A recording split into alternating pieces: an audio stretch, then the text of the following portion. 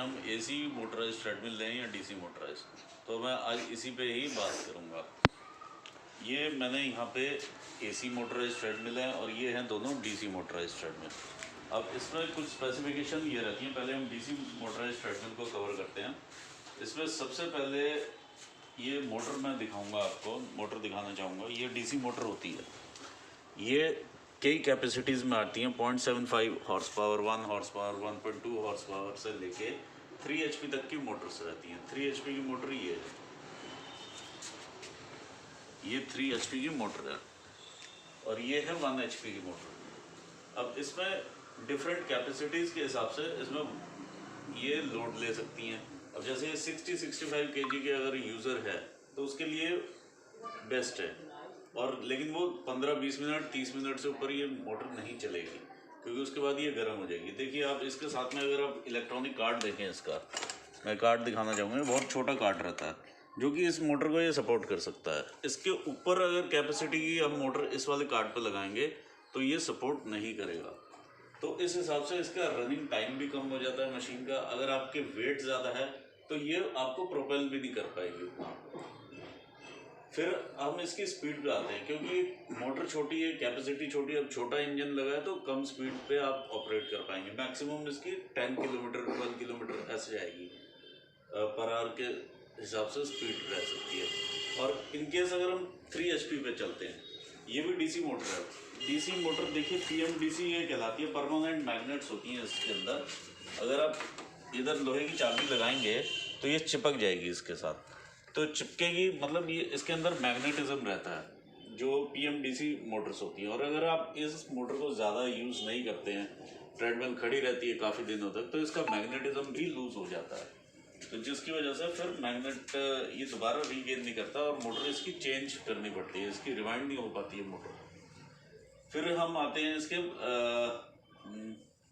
इसमें जो मोटर पे आपने नेट में भी देखा होगा कि काफ़ी सारे प्राइस रेंज हैं। जैसे डीसी मोटर्स जो हैं 15-16 हज़ार रुपये से शुरू होके ऊपर जाने को ये चली जाती है 50-60 हज़ार रुपये तक आराम से।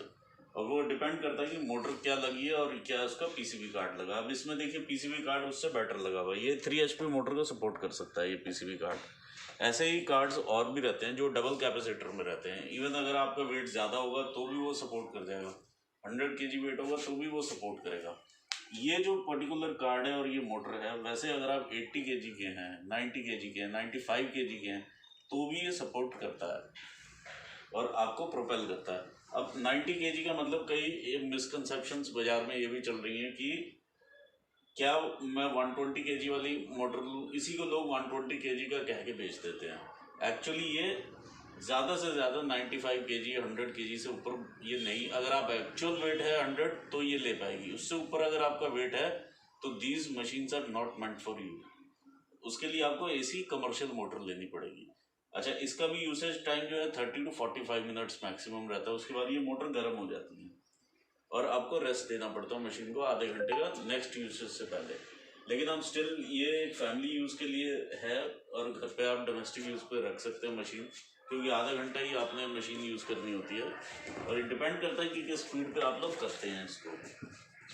फिर ये दोनों ही मशीन जो डीसी मोटर्स हैं ये ज़्यादातर फोल्डेबल मशीन्स ही रहती हैं। ये फोल्ड करके आप इजीली, ये इसके साथ ये व्हील्स लगे हुए हैं, आप कहीं भी इधर उधर कमरे में लेके जा सकते हैं या नीचे की सफाई कर सकते हैं। फोल्डेबल मशीन्स हैं ये।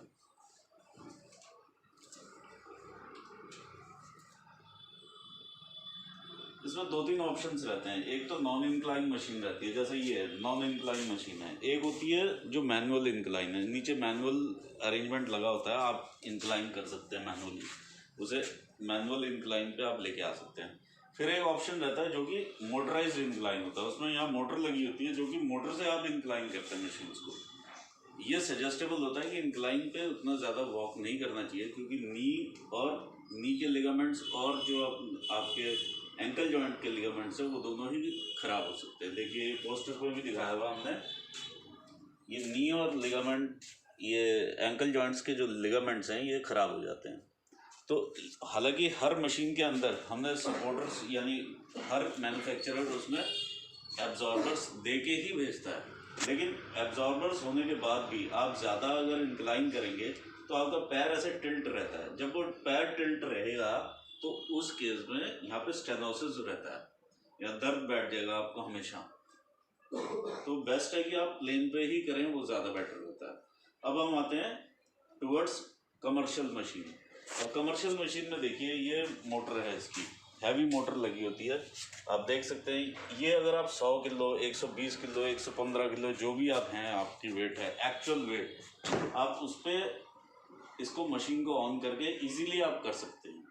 और इसको चाहे आप 1 घंटा रन कीजिए 2 घंटा रन कीजिए, इस मशीन को फ़र्क नहीं पड़ता, क्योंकि ये उसी पर्पस के लिए बनी है। अब इसमें पर्पस में कई लोग मैराथन करते हैं तो उनके लिए भी ये वाली मोटराइज्ड कमर्शियल मशीन ही लगती है। फिर आप डोमेस्टिक नहीं लेंगे, चाहे आपने घर पे भी रखा है और मैराथन आपका पर्पस है, तो आपको कमर्शियल मशीन ही चाहिए।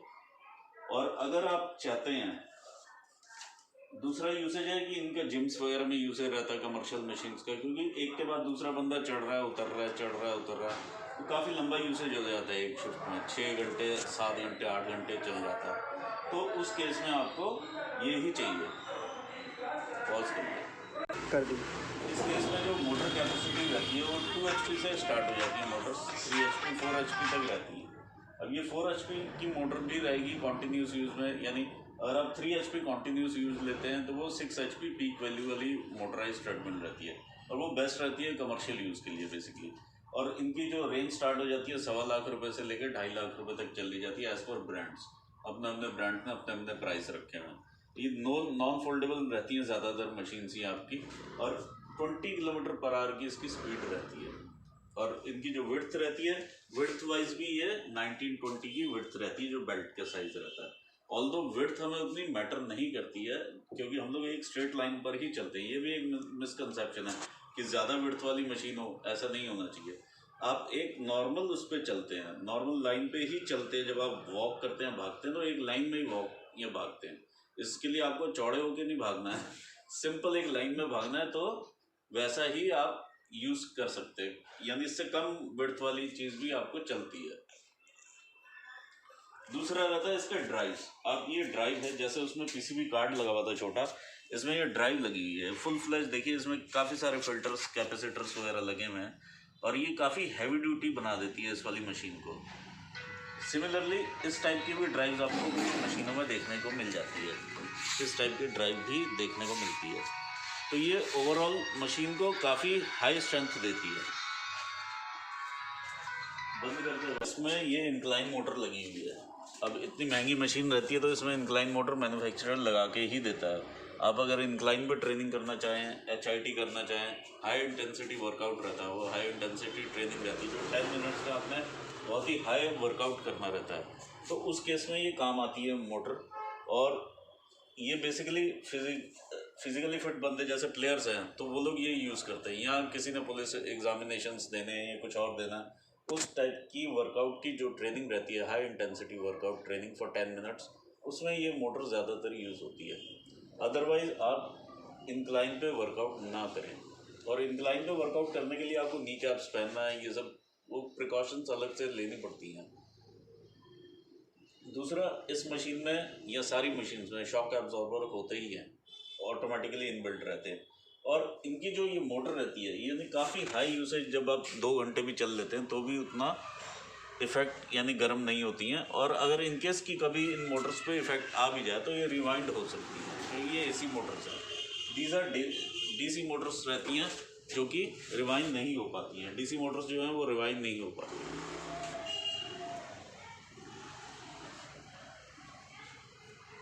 बेसिक डिफरेंस है इनका, जो इन आप कमर्शियल ट्रेडमिल और डोमेस्टिक ट्रेडमिल के बीच में जो अंतर है वो मैंने आपको बताया, और इसी के हिसाब से आप अपना डिसीजन ले सकते हैं कि आपको कौन सी ट्रेडमिल घर पे सूट करेगी। यानी हर ट्रेडमिल हर बंदे को सूट नहीं करती है, उसी हिसाब से आप डिसीजन लें कि आपका वेट कितना, कितनी आपको स्पीड चाहिए और कितनी मोटर की कैपेसिटी है। क्योंकि कल को अगर आप कम मोटर की कैपेसिटी ले आते हैं और वेट आपका ज़्यादा रहता है तो उस केस में वो मोटर ख़राब हो सकती है।